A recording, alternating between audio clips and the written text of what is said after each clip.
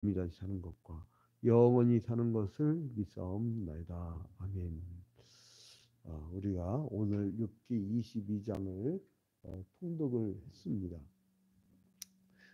여러분, 욥기란 것은 그 아주 밑바닥까지 고난을 겪은 욥과 그리고 그 욥을 위로해 주려 온 욥의 세 친구들, 빌다소발, 엘리바스, 이 세 친구들과의 3차에 걸친 변론이 핵심입니다. 그러니까 우리가 어제까지 1차 논쟁은 1, 2장에서는 천상에서의 대화가 나오죠. 우리는 눈으로 볼 수는 없지만 천상, 이렇게 천상이 있고 그리고 땅이 있고, 근데 이 천상 중에서도 하나님과 사탄의 대화, 그리고 여기는 땅에서는 욥과 세 친구. 근데 하나님은 욥을 당대의 최고하는 의인이라고 인정을 했는데 그 사탄은 막 시기를 해요. 그래서 물질 다 뺏으면 하나님 원망할 것입니다. 그러니까 사탄의 계략은 뭐냐면 원망이 나오는 거예요. 원망. 여러분, 그 원망거리를 찾는 게 한도 없습니다. 그러니까 사람이 대인관계에서 성공하는 사람하고 영업에서 성공하는 사람하고 이게 자꾸 디스가 되는 사람하고 차이가 있어요. 뭐냐면 그 어제도 누군가가 굉장히 선교 사역을 뭘 하려고 하는데 막 도움을 주겠다 하면서 막 적극적으로 밀어주는 사람이 있어요. 근데 그런 사람이 뭐냐면 그 상대방의 장점만 얘기해 주거든. 이렇게. 그럼 사람이 더 그 장점이 부각이 돼요. 자기가. 열심히 해야지. 근데 잘못된 것만 얘기하면 난 틀렸어. 나는 망했어. 나는 안 돼. 이렇게 가버리는 거예요. 그래서 사람은 자꾸 당신이 이게 잘합니다. 이걸 잘합니다. 이걸 잘합니다. 그래서 이제 굉장히 어렸던 사람이 굉장히 성공한 다음에 큰 후원자가 되는 거예요. 자, 근데 이 세 친구들은 어떤 관점이냐면 하나님은 욥을 의인이라고 했는데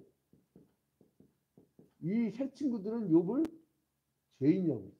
너 뭔가 죄를 지었으니까 하나님께서 벌을 받는 거예요. 하나님하고 세 친구의 조언이 전혀 딴판이죠. 그래서 이제 4장부터 14장까지는 엘리바스, 빌다, 소발과 욥과의 대화가 이어지고요.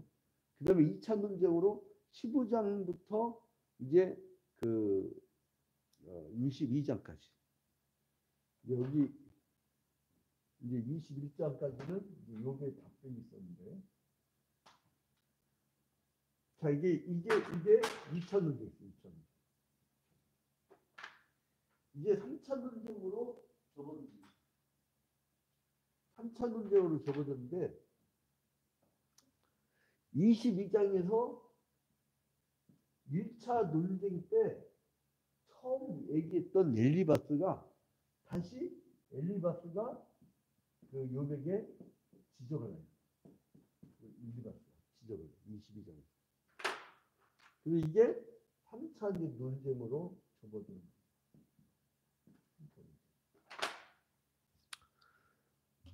자, 그래서 이 22장부터 욥기 31장까지 이제 욥과 그의 세 친구들 간의 3차 변론 논쟁이 벌어지는 것입니다. 근데 이제 여기서 벌써 엘리바스 몇 번째 얘기하는 거예요? 4장 5장에서 한 번, 15장에서 한 번, 그 다음에 22장에서 한 번. 엘리바스가 이제 세 번째로 이제 얘기를 하는 게 나옵니다. 근데 이게 22장을 보면요, 욥에 대해서 점점 더 격렬한 어조로 얘기를 해요. 막 격렬한 어조로. 그리고 욥 보고 너는 너무 맹목적이고 넌 너무 독선적이야라고 비난까지 해요. 지금 욥은 제일 필요한 게 뭐냐면 위로였거든. 격려였거든. 견디라고 하는 거였는데 왜 그러냐면 논쟁이 붙다가 처음엔 약하게 얘기했잖아요. 그냥 일반 보편 타당한 그러한 인과응보론을 얘기하다가 이 욥이 난 죄진 적이 없는데 이렇게 나와버리니까 너는 그래도 죄인이냐고 막 그래서 몰아치면서 혼내는 거예요.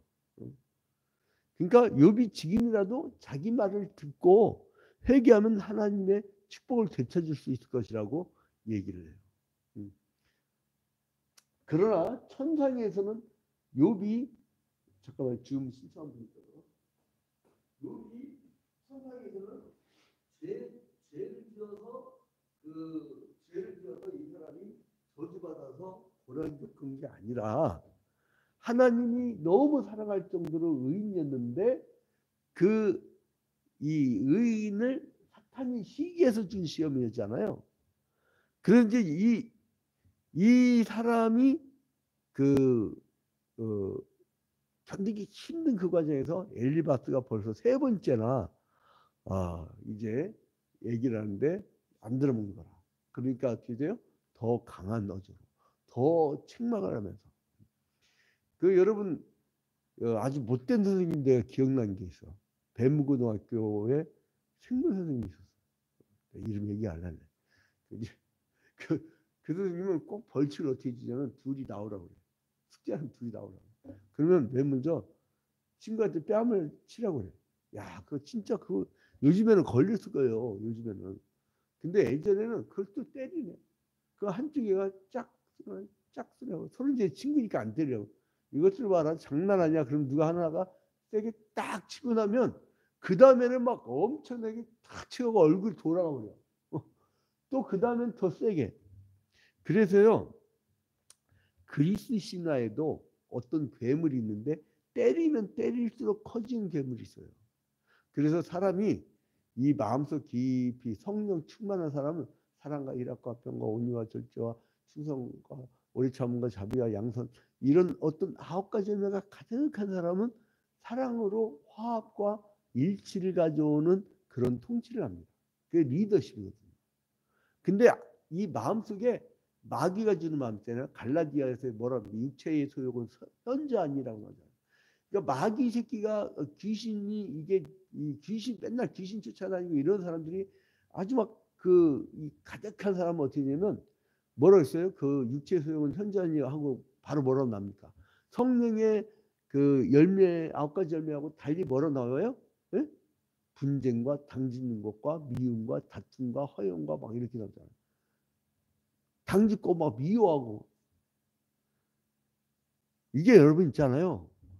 얼마 전에 뭐 누구 총리급 제1야당 대표를 막 칼로 찌른 적 있잖아요. 그거 있잖아요. 지도자들이 만든 거예요. 지도자. 왜? 이유는 뭐냐? 맨날 미움의 정치했거든.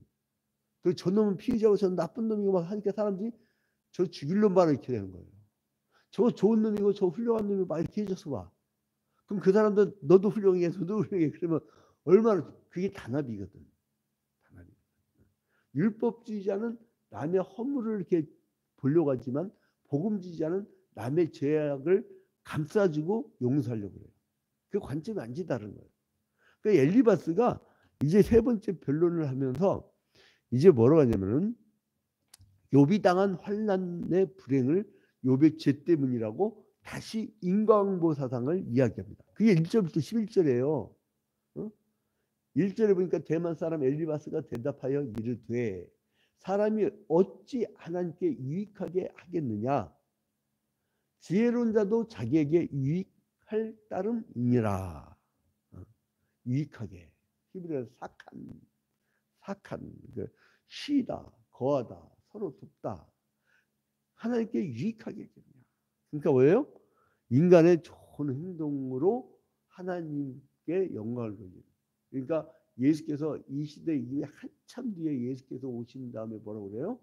너의 행실을 보고 하나님께 영광을 돌리게 하라.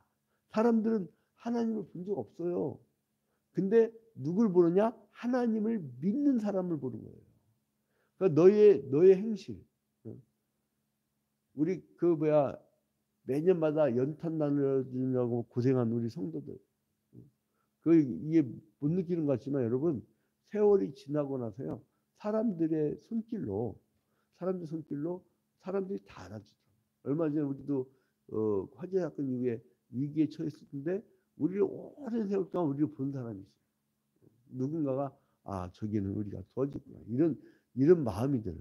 우리 처음에 화재 났을 때 동네에서 저쪽 특히 육통에서 무당 굿하고 불교 신자 이런 사람들이요, 성금을 모아갖고 500만 원 건축원금을 했어요. 우리 그 천막 치고 예배를 할 때. 응? 그 뭐냐면 사람들이 보는 거예요. 그래서 저의 목회에 아주 강한 모토가 있어요. 뭐냐면 지역이 교회고 교회가 지역이다. 지역하고 떨어진 교회가 아니에요. 우리는 세상 속에 있는 거예요. 그래서 그들과 함께 먹고 마시고 그들과 함께 즐기고 그들과 함께 울고 그들이 힘들어할 때는 도와주고 이렇게 같이 있다 보면 이 사람들이 우리를 보고 있단 말이에요. 그래서 중요한 게 뭐냐면 로컬 처치. 내가 어느 지역에 정확하게 딱 소속이 돼 있어요. 그래야 그 사람을 일것을 키워주고 보면서 건강하게 키워요. 여러분, 한 사람 한 사람 보려면요, 여러분, 중소형 교회에서 그 목회자나 구역장이나 이런 사람들이 아주 잘 키운 그런 교회 성도하고요, 모래알처럼 이렇게 우하고 보이는데 이게 하나하나가 다 어디 가서 요거도 먹는 사람들만 모여있는 데가 있어요. 그게 여러분, 그게 뭐냐면 3절에 보니까 네가 의로운들 전능자에게 무슨 기쁨이 있겠으며 내 행위가 온전한들 그에게 무슨 이익이 있겠느냐. 이게 참 이게 엘리바스의 말이요, 보편 타당하고 참 좋은 말이에요. 그런데 욥한테 적용했을 때는 그 보편 타당한 말이 틀려. 그러니까 우리는 고난당하는 얘기, 혹은 내가 고난을 당할 때, 여러분이 고난을 당할 때 누가 와서 얘기를 하는데 맞는 말이야. 신앙적 고면은 맞는 말인데 그게 여러분에게 적용할 때 틀린 적이 있죠. 그죠? 그거예요.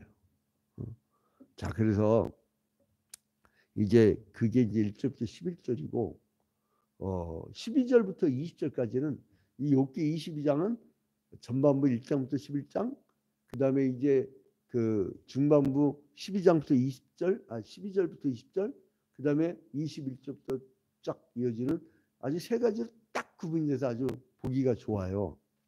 근데 12절부터 20절까지 뭐냐면 악인들은 필히 멸망한다는 사실을 두며 삼아서 욥이 심각한 징벌에 처하지 않기를 경고하는 대목이 나와요. 너 그러다가 심각한 고난을 겪는데 너 조심해라, 이 얘기예요. 그게 이제 12절부터 20절까지 나온다 했죠. 자, 봐봐요. 12절에 하나님은 높은 하늘에 계시지 아니하냐. 보라 우두머리 별이 얼마나 높은가. 벌써 이 사람은 이혼론적 사고죠. 이 당시에 그 헬라의 어떤 철학이, 물론 헬라 철학이 나오기 전이에요, 이게 욥기는. 그러나 항상 기독교는 이혼론과 그리고 또 유일신 사상과의 대투쟁의 역사였어요. 이 이혼론은요, 이대하고 현상계를 나눠. 그리고 저 별과 별 사이에 신이 착한 일을 하는 자에게 땅에다가 선물을 던져주는 그런 신으로 보는 거예요. 그러니까 12절 봐봐요. 하나님은 높은 하늘에 계시지 아니하냐. 보라 우두머리 별이 얼마나 높은가. 높이 계신 신. 근데 여러분 그렇습니까? 아니에요. 응? 십자가에 달려 죽으시고 부활 승천하신 예수께서 하늘 보좌 우편에 앉아 계시지만 지금 나와 우리와 신비적 연합으로 우리 속에 내주하고 계시잖아요. 동행하고 계시잖아요. 함께 거하시잖아요. 그게 다른 점이에요, 여러분. 그게. 그래서 이 엘리바스의 말은 굉장히 거룩한 것 같지만 하나님을 잘못해서. 하나님은 어때요? 천상에 계시지만 욥의 일거수일투족을 보시고 아시고 계시다는 거예요. 여러분 오늘 여러분의 그 하나님에 대한 충성심을 그 세상 사람들은 몰라줘도 뭐 좀 알아줬으면 안 알아줘. 특히 이 선교란 게 그렇고 전도란 게 그렇고 교회 사역이란 게 그래요. 근데 누가 알아줘요? 하나님은 알아줘요. 그걸 믿고 사는 거 아니에요. 어제 새벽에 새벽 2시에 임종 예배 때문에 전화 받고 달려갔는데 마지막 우리 김복수 권사님이 천사와 같이 그리고 반가운 손님을 맞이하는 듯이 굉장히 해맑게 누워 계시더라고요. 굉장히 좋게. 그래서 저희가 오히려 은혜를 받았는데 그분은 늘 성령이 동행하셨어요. 하나님이 동행하셨어요. 욥이 종으로 팔려갈 때도 뭐라고 나와요? 하나님이 동행하셨더라. 근데 여기 엘리바스는 뭐예요? 저 멀리 계시더라. 이렇게 해석하는 거 아니에요. 전혀 잘못된 해석이죠. 그래서 14절에 빽빽한 구름이 그를 가리는데 그가 보지 못하시고 둥근 하늘 가릴 뿐이라 하는구나. 네가 악인이 밟던 옛적 길을 지키려냐. 그래서 그 하나님이 마치 안 보는 것처럼 하는데 너 하나님이 다 보고 계셔. 엄마 너 죄 짓지. 너 그게 계속 죄 지면 넌 잘못되는 거야. 막 이렇게 얘기를 하는 거예요. 우리 성도들이 고난 겪을 때 누가 와서 이렇게 하면 속 터지는 거죠. 그죠? 그 다음 이제 21절부터 30절에 보니까 회개하고 하나님과 화목하게 되라. 참 좋은 말이죠. 근데 지금 욥한테 이게 필요한 말이에요? 아니죠. 욥의 고난을 잘못 분석하니까 잘못된 얘기를 계속 해나가는 거야. 21절부터 뭐라고 합니까? 너는 하나님과 화목하고 평안하라. 그리하면 복이 내게 임하리라. 봐봐요. 욥이 하나님과 화목하지 않았어요? 하나님과 화목했어요. 근데 뭐냐면 욥이 쫄딱망하고 불안에 떨고 그리고 그 이 사람이 찌질하게 복이 없는 것처럼 보이니까 이렇게 지적을 한 거야. 엘리바스의 말은 멋진 얘기인데 틀린 말이야. 봐봐 21절 너는 하나님과 화목하고 평안하라. 그리하면 복이 내게 말이야. 욥이 평안하지 않냐고. 아니 다른 게 어떤 장로님 이걸 갖고 축복을 하더라니까.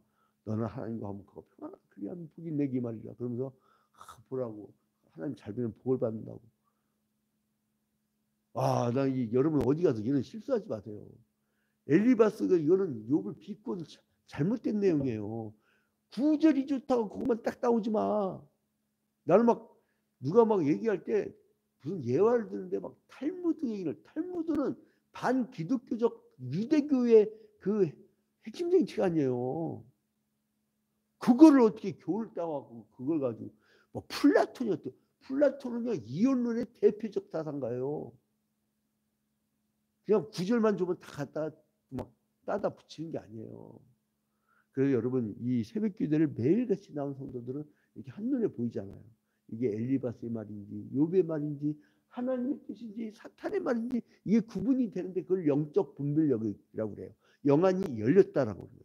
영안이 열렸다는 게 막 기도하다가 막 신기한 걸 보고선 그게 영안이 열렸다는 게 아니고 그거는 엑스타시라고 하는 것이고 엘리바스는 욥을 단적으로 죄인이라고 보기 때문에 자기가 충고를 해야 된다는 의무감 때문에 일일이 죄를 나열하면서 그에게 비난을 하다 보니까 하나님마저도 자기가 잘못 그려.